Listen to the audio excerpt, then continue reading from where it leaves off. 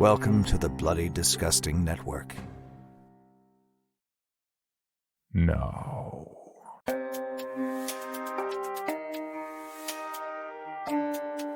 This is Creepy, a podcast dedicated to sharing the most famous, chilling, and disturbing creepypastas and urban legends in the world. Whether these stories truly happened or are simply fabrications is for you to decide. These stories may contain graphic depictions of violence and explicit language. Listener discretion is advised. Creepy presents. I've been digging graves for 11 years, and before yesterday, I'd never found a body already under the ground. Written by Nick Botic and narrated by Nate Dufort. I've owned Pine Lawn Cemetery, the cemetery that serves a small town in which we reside, for going on 11 years now. Our land is a good size, but due to the size of the town from which our cemetery draws its inhabitants, it's only about half full, despite having been around nearly a century. About a month ago, however, an elderly man in town passed away, and his family wanted to purchase a plot of land for their family in the next to be developed area, a plot that would serve as the final resting place for members of their family for generations to come. We of course accepted. After working out the logistics with the man's son and his wife, my own wife and I set out to prepare the land. The plot they bought was one that would potentially accommodate 80 burials, which would be enough for all the members already buried elsewhere in the cemetery, as well as mentioned, any members that required burials for many years to come. We took the family to survey the area before they committed, and once we all signed some paperwork, all was prepared. I rented an excavation machine and got to work digging the first grave of what would someday be many. I used the machine to burrow into the ground, and as I began retracting the claw from the first pass, up with it came an arm. I immediately called the police. The police force in our town is like the town itself, very small, but even still, they brought every cop our town has. They examined the scene of the burial. They took the moderately decomposed body, which at first glance was that of a woman in her 30s. They checked our cameras going back 3 months, the farthest back we kept the footage, and they fingerprinted the body. What we came to find out was that there was no evidence of any wrongdoing. There were no wounds on the body, nothing to suggest that the woman had been murdered. After an autopsy, it was found that the woman had died of a brain aneurysm. When all was said and done, the body was brought back to us, where we were to prepare it for and ultimately cremate it. We received the body on a Tuesday evening, and our initial plan was to cremate it the following day. However, I was awoken on Wednesday morning by our doorbell. When I opened our door, I was met by a man and woman in their late 50s who introduced themselves as John and Jane. John and Jane wanted to see the body of the young woman, informing me that their daughter had gone missing a year prior and that they'd hoped it was her. Naturally, I said yes. I told them of the decomposition that had already set in and brought them to the crematorium and uncovered the body, where they both looked at her with wonder in their eyes. They walked on either side of her, examining her from head to toe. After what felt like too long, I respectfully asked them if it was who they thought it might be. To that, I got no response. The way they were looking at the deceased woman's body was like they couldn't believe what they were seeing, not in an, oh no, my daughter kind of way, but like in, I can't believe my eyes, this is amazing kind of way. Soon thereafter, they both leaned forward, getting their faces startlingly close to that of a decaying dead woman's. At first, I wasn't sure, but now, after everything that's happened, I'm sure they were whispering things to the dead body. I inquired again as to the identity of the body and asked them if they were okay. And this time, instead of flat out ignoring me, they turned towards me with smiles on their faces. In unison, they said, "Thank you so much," and began to walk towards the exit. I was so confused I didn't say anything. But the man spoke once they reached the door. "Please keep her here. We will pay whatever fees necessary for you to keep her where she is, to not cremate her, to not so much as lay a finger on her, until such time as we no longer need you to do so. She is not our daughter, but we belong to a support group for people who, like us, have had their children go missing. We would like to give the members of our group whom this young woman might have been related to the chance to see for themselves. Will you please do us this kindness?" I was taken aback at the request.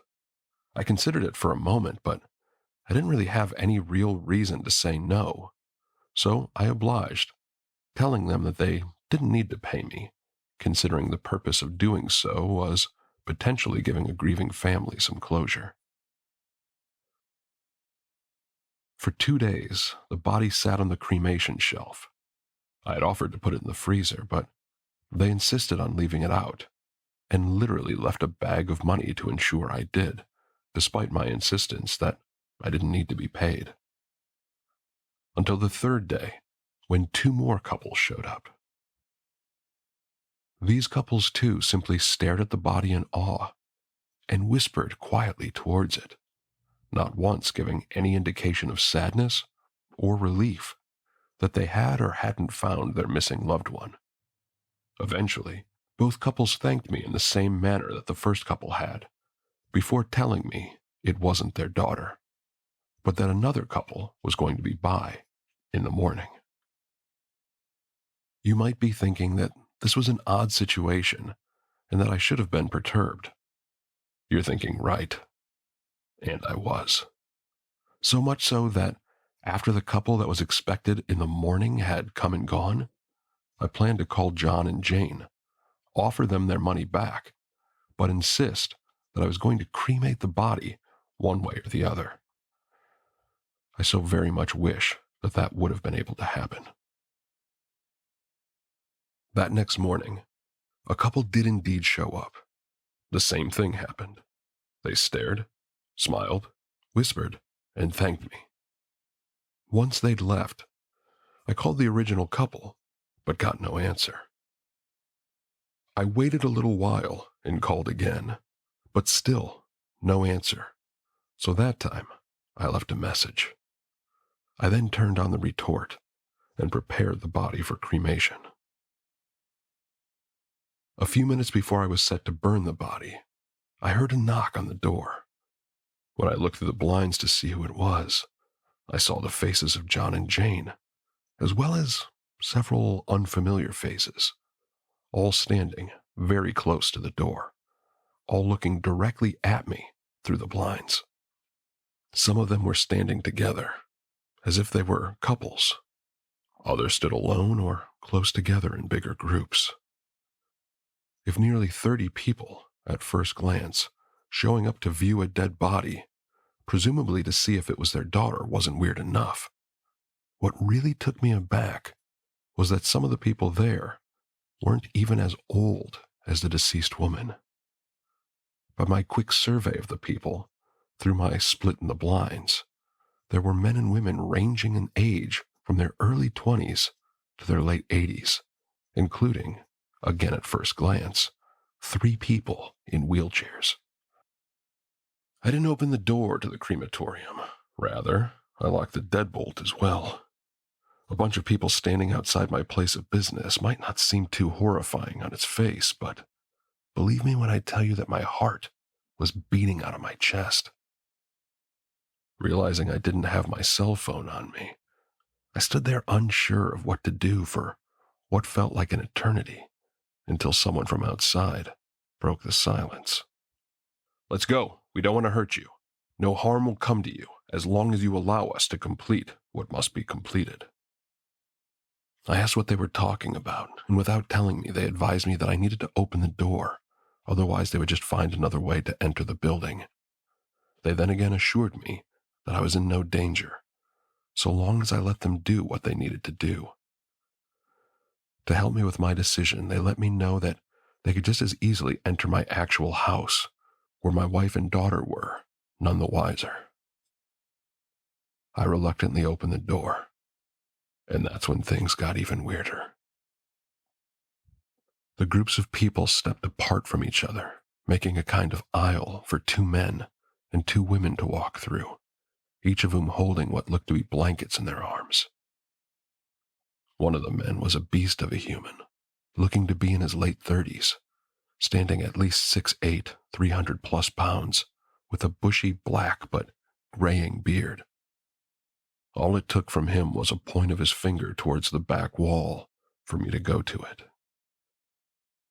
Each of the 4 people in my crematorium began unfolding the blankets they held, and before long, I noticed they were taking care to not let the blankets touch any surface. Not tables, not chairs, not the ground. They worked in a weird rhythm, with 3 of them holding the 4 corners of a blanket, then the 4th starting to unfold theirs, while simultaneously taking the corner from whoever was holding 2, then placing their blanket on top of the previously unfolded one. Each blanket was white, and each blanket had a different symbol stitched into it. Once they had all 4 blankets on top of one another, 2 more men entered.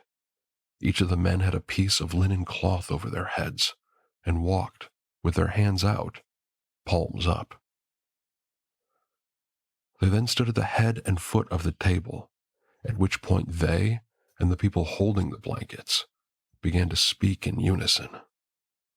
I don't remember exactly what they said, but I remember a few phrases, since I'm pretty sure they repeated their chant 5 times.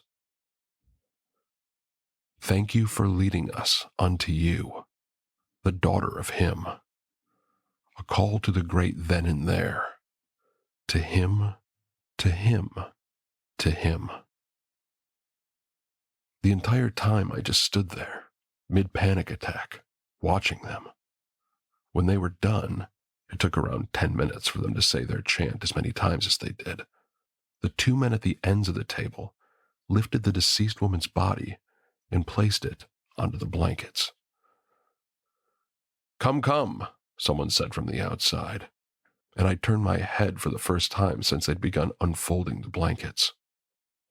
All the people outside the door were now wearing hooded cloaks, some of which were black, others a darkish blue. One of them, who had lifted the body onto the blankets, nudged me and pointed towards the door. I was essentially in shock, so I simply just walked out with a dumb look on my face. From there, I was led, in broad daylight, by a group of cloaked individuals across the grounds of my cemetery. After about 30 seconds, I knew where we were going, which was to the spot I'd originally found the body. We walked up a hill, and when we crested it, I looked across and saw more people in cloaks, as well as more holes, more bodies, and what looked to be a much larger hole in the middle of those. As we walked closer, I counted, finding there to be an additional 4 bodies dug up. Once I was close enough to see, I looked inside the larger hole, which there were 4 people digging, and saw that there was what looked to be a gravestone that they were digging around. I repeatedly asked that they let me go, but I got no answer, and they always made sure that I was surrounded. After they finished digging out the largest hole, all the cloaked people and myself stood in a large circle. In total, I'd say there must have been around 70 people there. I asked one more time that they please just let me go. And one a few people down from me leaned forward and whispered, "We need you here, Nick. You made this all possible." It was the sheriff, the person who I would have called had I been able to call anyone, the person I would have relied on to help me in this nightmare scenario, was part of it. A man in a white cloak was suddenly in the middle of the circle, standing next to the large hole. I hadn't even seen where he'd come from. "It is time," he roared. "Proceed." 4 groups of people began performing the same ritual with blankets and linens and chanting as they raised the other 4 bodies from the ground. The entire group was chanting now. Only after the 5 times they said their piece, they didn't stop. Rather, they began humming the word hymn, like hymn. They would hold it for about 10 seconds, then repeat. As all this was happening, the man in the white cloak approached me. He walked right up to me, then dropped down to his knees and placed his hands on my shoes. Thank you. You have made this all possible. Without you, we would still be lost. He would still be wandering. Your generosity will not be forgotten." I couldn't find the words to respond. The white-cloaked man got up and walked back to the large hole. "Brothers, sisters, the time is now. Long we have waited. Long did our parents and their parents and their parents wait. But the time is finally upon us." The humming got louder. "Bishops, present the bodies to their final grave. The hour is upon us." The people holding the blankets brought them to the large hole, and one by one lowered them in at the foot of the underground grave at different angles. Once all 5 bodies were in the ground, the members joined the circle and the humming. To him we rejoice. To him we thank. To him we give. To him we are, the white-cloaked man said. The humming ceased. To him we are. To him we are. To him we are, the circle chanted repeatedly. As they did, the white-cloaked man removed his cloak. He was a man in his 60s by my guess. He continued removing his clothes until he was completely naked. "Cardinal, proceed." A member of the circle walked forward as the previously white-cloaked man dropped to his knees at the foot of the hole, facing the underground gravestone. "This is my finest hour," he proclaimed loudly as he spread his arms. And with that, the cloaked member behind him brandished a knife and cut the naked man's throat. The blood from his neck poured into the hole as he leaned forward, eventually falling in. To him we are. To him we are. To him we are, the circle continued. Then they all went silent. We all stood there for what felt like an hour, but in reality, probably no longer than a minute. In that kind of ear-shattering silence that hurts. I was on a bit of a mound, so I was able to see fairly clearly what happened next.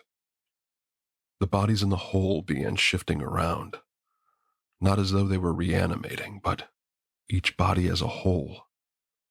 Then they start sinking, lower and lower and lower, until I couldn't see them anymore.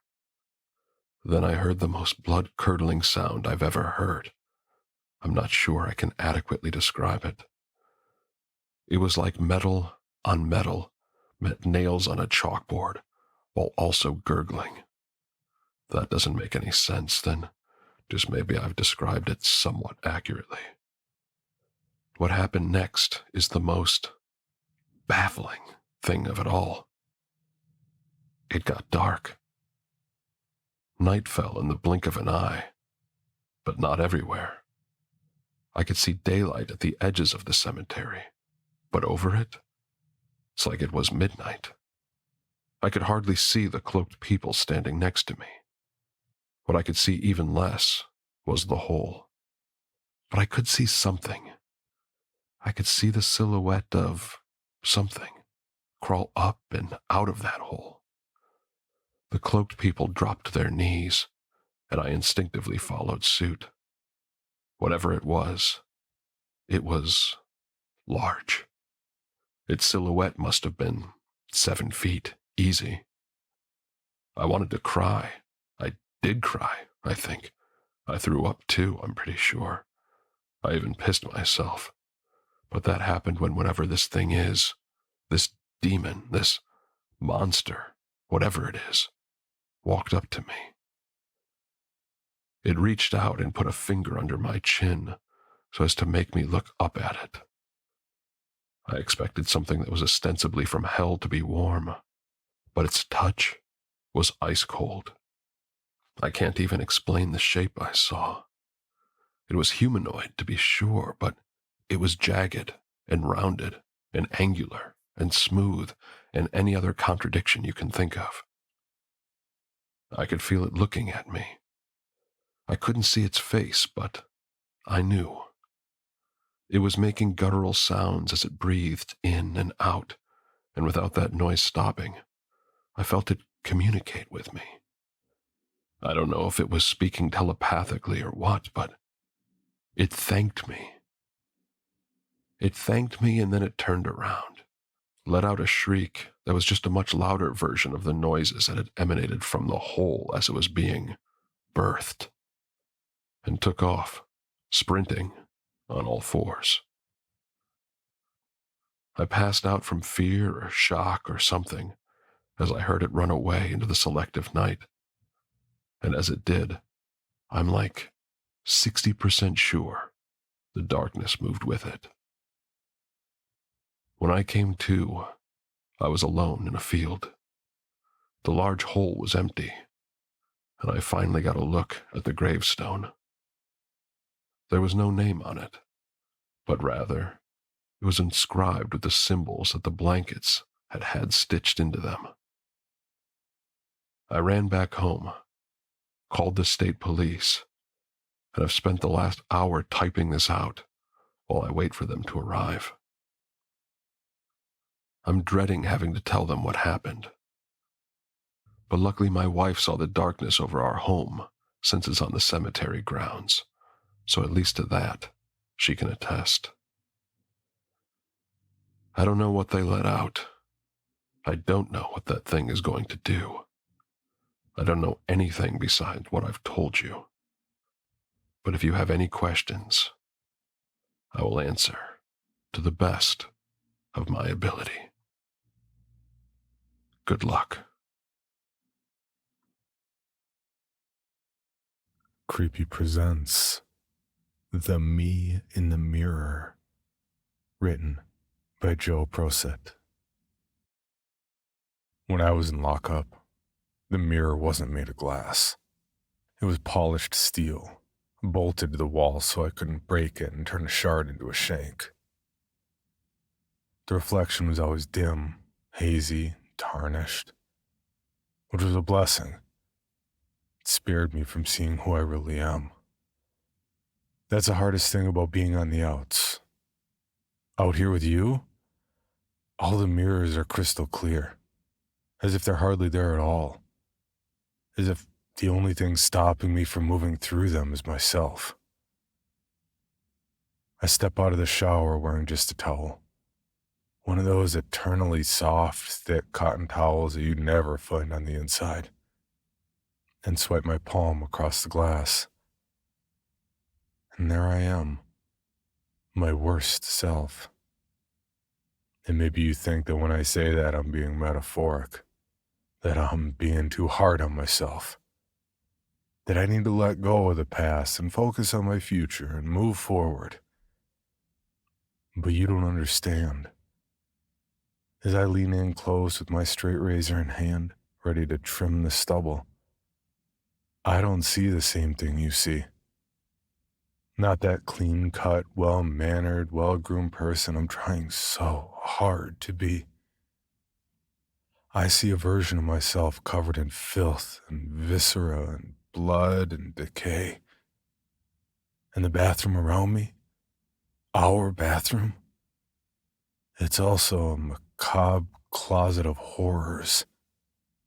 Writhing worms and waves of beetles move along the walls. Decomposers feast on bones and flesh. Fungi and viruses spread out as soft beds of living fuzz, only to wilt into slime. And in the center of it all is that photo-negative version of myself, mimicking my every movement. His eyes are always fixed forward, locked with mine. I'm unable to break away from them. Whereas my pupils are black, his have a night shine like a predator in the woods. But as long as he's on that side of the mirror and I'm on mine, it's okay. I can look evil in the face, and by doing so, contain it. Whenever I reach out and touch the glass, maybe I'm not touching glass at all, but blocking him from crossing the boundary between our worlds. To tell you the truth, my worst fear is that one day I'll look in the mirror and not see that horrible version of myself, because that would mean our movements have gone out of sync.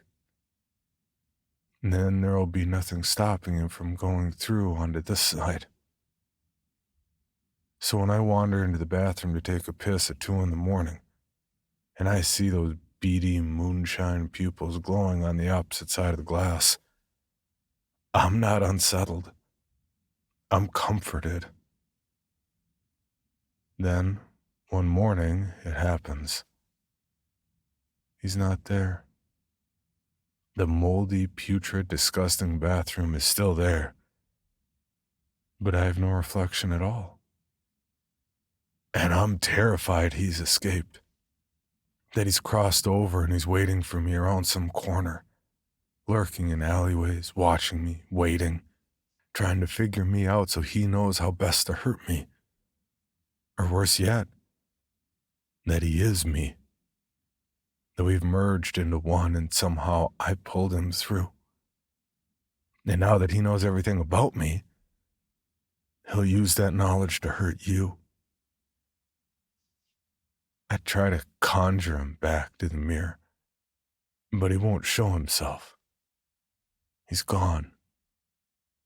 Or he's so close I can no longer see him, like the tip of my nose underneath my own eyes. I can't recognize him anymore, and that's how he's most dangerous. I've forgotten the face of evil, so now, evil could be anywhere. I think I might have to do more to draw him out. I think I might have to commit evil in order to expose it. And what could be more evil than hurting you? You're innocent of all this. Forgiving, kind, beautiful. I could hurt you. Not badly, not permanently. Just enough so I could see him again. So I can fix him to a solid spot like nailing a tiger's tail to the wall. It won't hurt much. What am I talking about? I could never hurt you. I could never do anything to bring you harm. But I won't do nothing and let harm find you either. Omission, in this case, might be far worse than commission. Perhaps a trick is the thing, a trap, something to make him feel safe enough to come out of the shadows. I have to offer him what he really wants: blood, violence, and depravity. A sacrifice. Nothing major, no burning altars or dead animals. I think a single drop of blood should suffice. I do it in the bathroom, close to the mirrors, so I'll know which side he's on, and so he can flee to the other side if he's on ours. I wait for you to come out of the shower. He'll be wearing white, just a cotton towel, but white like a bride all the same. My straight razor is ready to draw a slice across your back as you gaze into the mirror. It's fogged over, the other side unclear, just like that polished steel mirror in lockup. I can't see the other side as I wanted to, but I can't delay any longer. One quick cut across your back. You scream. Your blood is as vivid as a neon light. It paints the pale canvas of your skin and the white towel. It drizzles off my razor onto the floor, and when it lands on the tile, the splotches are black. By now you've turned to face me. You push yourself away from me, into the counter, against the mirror, and because no one's there to stop you, through the mirror. Meanwhile, the black splotches on the tile floor expand. They're spreading swaths of fuzz like bacteria in a petri dish. The blackness grows, first to something alive and consuming, then to something rotting and stinking, slick with a glistening film. That's when I notice my hand. It's black too. The blood, your blood. It pours the black over my fingers, and the process begins here as well.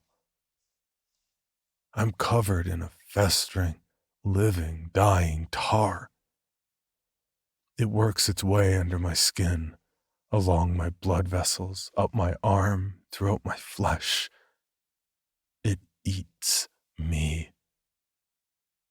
You're still screaming, kicking and pushing yourself over the counter, through the threshold of the mirror onto the other side's counter. I can still hear you scream when you cross over, but you're suddenly muffled by the glass.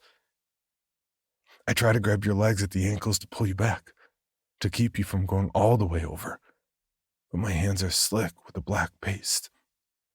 You go over to the other side, that side so pure and clean and innocent and full of falsehoods.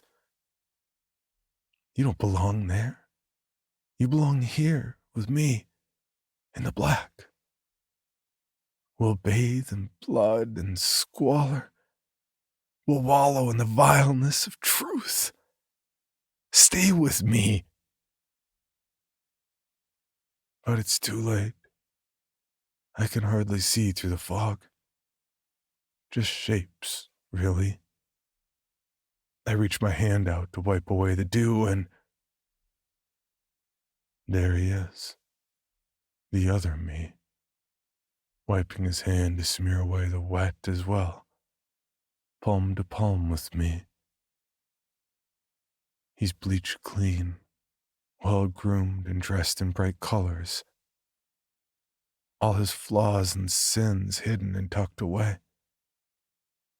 I hear him ask you if everything is okay, if you're all right. You tell him that it's nothing, that you just saw something in the mirror. He looks at me. I look at him, and I can tell he sees me, that the night shine in my pupils unsettles him, but also validates him, makes him feel good about himself, makes him feel safe. He judges me, the liar, the poser, the cheat, the thief. I know everything about him, all the things he does and the evil that he will return to. I won't be locked up again. I must find a way to get back through. For more information on this podcast, including how to submit your own story for consideration, please visit creepypod.com. You can also follow us at CreepyPod on social media and YouTube. All stories told on this podcast are done so through Creative Commons Share-alike licensing or with written consent from the authors. No portion of this podcast may be rebroadcast or otherwise distributed without the express written consent of the Creepy Podcast production team and the story's author.